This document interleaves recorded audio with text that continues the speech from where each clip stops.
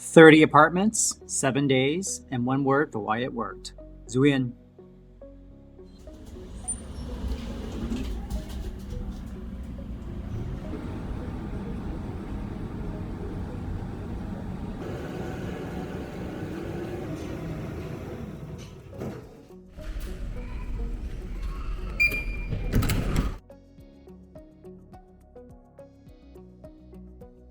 Xin chào má.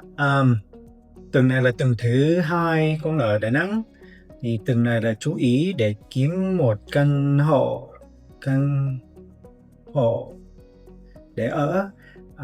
Thì má biết vài năm rồi con cũng không có ký hợp đồng để có một cái nơi nhà ở cho lâu dài, tại vì cái công nghiệp của con để bắt buộc đi nước này thành phố kia để làm việc.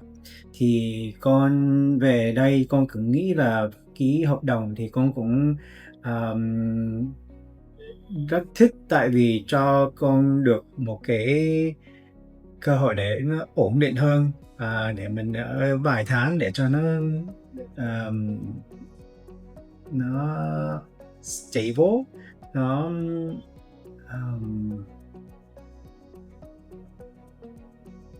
I think it's ổn định hơn, right? So thì cái cách mà kiếm nhà ở Đà Nẵng ở Việt Nam là rất khác ở bên Mỹ. Ở đây không có Redfin, không có Street Easy, không có Craigslist. Ở đây thì họ là đa số là xài Facebook. Thì má cũng biết là con không thích Facebook, con không muốn lên cái platform đó. Thì con cũng biết cái Facebook thì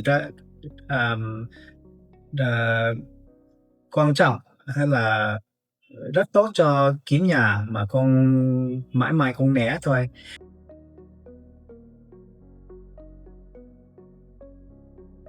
Thì con thường con muốn né Facebook. Về đây con cũng không muốn xài, thì thế ra thì con cũng phải lên đưa vào người và người ở nhà hay là người bạn, hay là mình hỏi vòng cho những người xung quanh để hỏi họ biết có cái căn hộ nào mà trống không để mình xem được và ký hợp đồng và mình sang vào được. Thì đó, lời Mỹ là cũng giống như là word of mouth, so với rely on network. Cũng không biết nói tiếng Việt như thế nào vậy.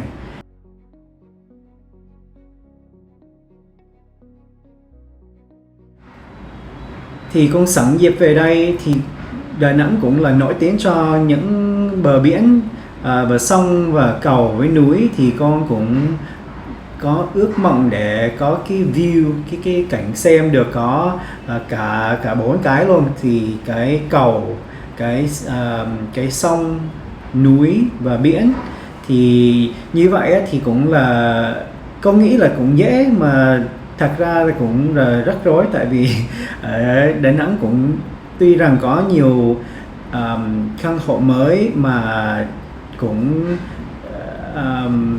không có căn hộ nào mà có cả 4 cái điều mà con muốn cho trong nhà.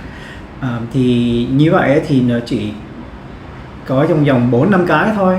Thì con 4-5 cái thì con chỉ focus, con chỉ chú ý để xem mấy cái căn hộ trong cái building đó. Thì bắt đầu sau cái ngày sinh nhật với sau ngày cúng giỗ của bà ngoại thì mình bắt đầu đi xem. Mình cũng có duyên, thì cái ngày sinh nhật có một ông Polish guy, ông đến, ông tham dự cái sinh nhật. Thì ông cũng có một cái căn hộ ở trong cái building mà thì ông giới thiệu như vậy, thì ông mời mình qua xem. Thì hồi đã qua xem thì con cũng thích cái căn hộ của ông, mà cái điều nó không cái đúng giống như ngày với giá với điều kiện á. Thì ông giới thiệu với cái người agent của ông, thì mình gặp agent của ông, xong mình cũng gặp nhiều agent khác nữa để cho họ dẫn mình đi quanh ở thành phố, để bên bờ biển, để mình xem mấy cái căn hộ mà có trống á. Thì sau đó trong vòng một tuần con cũng đi xem ít nhất là 30 cái căn hộ luôn. Thì một ngày có 2-3 cái, buổi trưa có 2-3 cái, là buổi đêm có 1 cái 2 cái. Thì trong vòng 7 ngày á thì con xem được, con đếm được ít nhất là 30 tới 40 cái. Thì tại vì con biết cái ý của con ra sao thì con xem chừng đó thôi, mà con nghe người ta lại có hỏi xem thêm nữa, thì con nghĩ là con cũng có hên. Thì đến khoảng ngày 5 thì người agent nữa thì tìm có người vợ chồng từ Đức đã ký hợp đồng rồi, ký hợp đồng 1 năm, mà họ muốn break the contract, break the lease early, thì họ còn vòng 4-5 tháng trong cái lease. Họ muốn sang ra cái căn hộ mới trong cái same building. Thì cái agent gọi, thì mình qua mình xem, mình thích.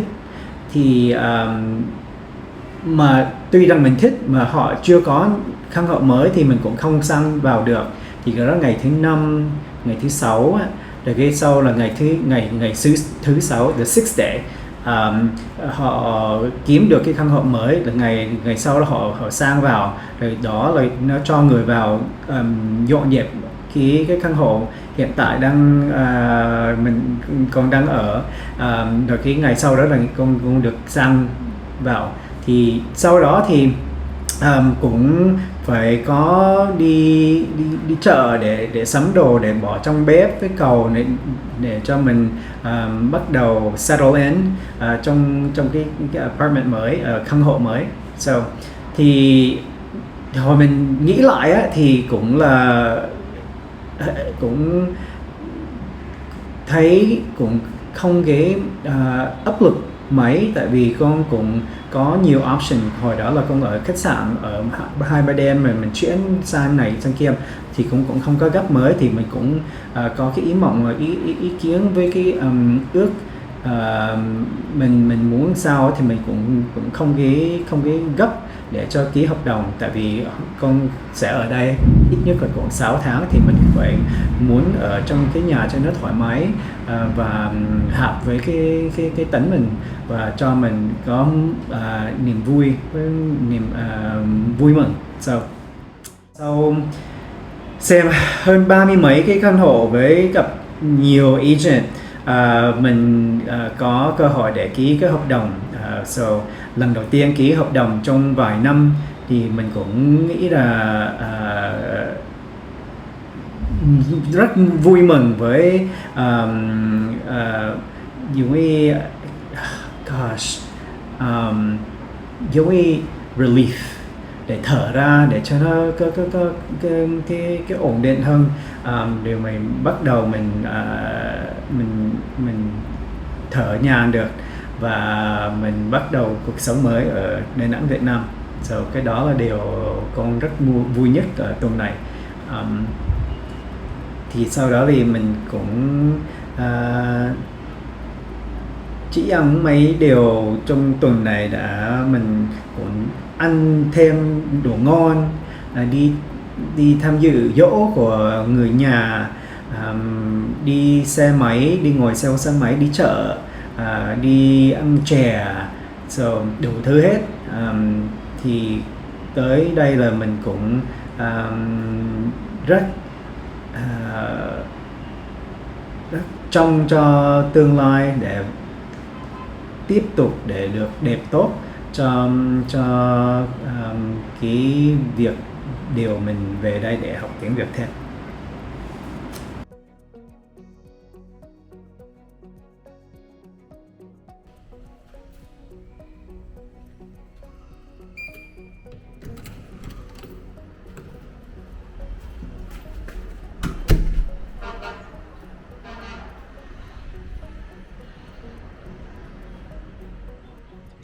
Má, biết không? Con nghĩ duyên Không phải là chuyện may mắn hay chuyện trời định. Chỉ là khi lòng mình yên thì mọi thứ tự nhiên đến thôi. Đúng lúc, đúng người, đúng chỗ. Finding a home was just the excuse. What I'm really learning is to slow down and to trust that things will work out, to stop forcing life to follow my plan. Sometimes, when we stop searching, that's when things appear on their own, like this apartment, or maybe the peace I've been looking for. So now I just want to let Yuan lead, wherever I am and wherever life takes me next.